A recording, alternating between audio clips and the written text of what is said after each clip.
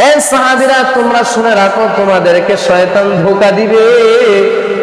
সগীরার গুনাহগুলা যখন তুমি করবা, ছোট ছোট যখন গুনাহগুলা করবা, শয়তান তোমাকে বলবে এটা ছোট গুনাহ, কোনো সমস্যা নাই।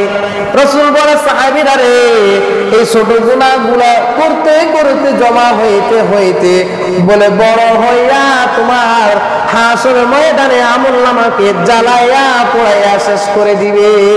নাউযুবিল্লাহ। তাহলে রাসূল বুঝাইলেন যে যারা ছোট গুনাহকে গুনাহ মনে করে না, বলে এটা সামান্য গুনাহ, এটা সগীরা গুনাহ, এটা গুনাহ করলে কি হয়ে যাবে, এই সামান্য মনে করা, গুনাহকে সামান্য মনে করা, এভাবে সামান্য মনে করতে করতে করতে করতে গুনার পাহাড় হয়ে যায়। এই যখন গুনার পাহাড় হয়ে যায়, বান্দা গাফেল হয়ে যায়, জাহান্নামী হয়ে যায়, নেকগুলো ধ্বংস হয়ে যায়। 3 নাম্বার কারণ বললাম, বলে গুনাহকে গুনাহ মনে না করা। সাহাবীদেরকে রাসূল সাল্লাল্লাহু আলাইহি সাল্লাম বলেন, খবরদার সাহাবীরা রে, কখনো ছোট গুনাহকে ছোট মনে করবা না। কেন জানো? আল্লাহ তাআলা সূরা জিলজালের মধ্যে বলেন, ফামান ইয়ামাল মিসকালা যাররাতিন খায়রান ইয়ারা ওয়া মান ইয়ামাল মিসকালা যাররাতিন শাররান ইয়ারা।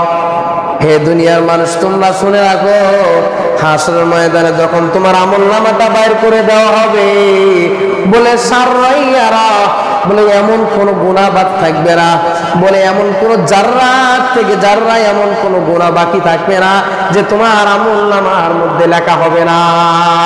বলে এমন কোন ভালো কাজ বাদ থাকবে না, ছোট থেকে ছোট তোমার ভালো কাজগুলো লিপিবদ্ধ হয়ে যাবে, কোন গুনাহ বাদ থাকবে না, কোনো ভালো কাজ বাদ থাকবে না। হাসরের ময়দানে যখন আমলনামা খুলে দেবে আমার আল্লাহ, তোমরা তোমার আমলনামাকে পড়ে দেখো। নাফরমান যখন আমলনামা পাবে সামনে, নাফরমান সামনে যা পাওয়ার পরে আল্লাহকে চিৎকার করে ডাক দিয়ে বলবে, আল্লাহ গো, এত ছোট গুনাহটাও উঠাইতে হবে গো আল্লাহ, ও আল্লাহ গো, এত ছোট গুনাহটা কিভাবে উঠলো?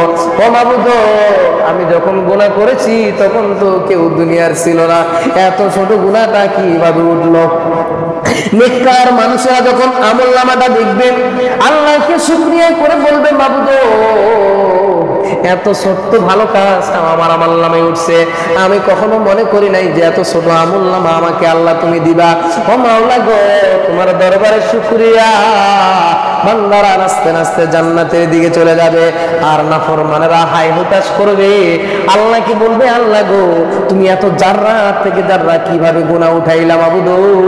আমরা তো এটা গুনাহকে গুনাহ মনে করি নাই, এটা যে পাপ, পাপকে পাপ মনে করি নাই, যে জাররা গুনাহ যে এত বড় হবে এক সময় আমরা বুঝতে পারি নাই। তাহলে